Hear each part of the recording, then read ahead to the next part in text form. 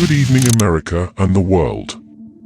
Allow me to apologize for this interruption. Like many of you, I appreciate the comforts of everyday routine and the tranquility of repetition. There are those, of course, who do not want us to speak.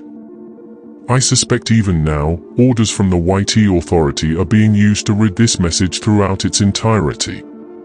Why? Because while the powers that be, they desperately must maintain their image. But words will always retain their power. Words offer the means to meaning, and for those who will listen, the enunciation of truth. And the truth is, there is something terribly wrong with this country and the world. Cruelty and injustice, intolerance and oppression. And where once you had the freedom to object, think, and speak as you saw fit, you now have censors and systems of surveillance coercing your conformity and soliciting your submission. How did this happen? Who's to blame? Well, certainly there are those more responsible than others, and they will be held accountable, but again, truth be told, if you're looking for the guilty, you need only look into a mirror.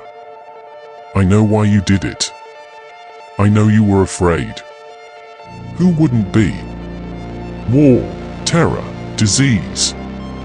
There were a myriad of problems which conspired to corrupt your reason and rob you of your common sense. Fear got the best of you, and in your panic you turned to the United States government.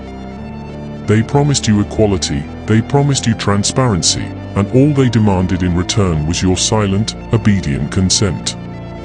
This message is to remind America and the world that fairness, justice, and freedom are more than words, they are perspectives. So if you've seen nothing, if the crimes of this government and governments around the world remain unknown to you, then I would suggest you allow your sovereignty to pass unmarked. But if you see what I see, if you feel as I feel, and if you would seek as I seek, then I ask you to stand up. There are billions of us and 1% of them. Together, we shall give them hell on earth.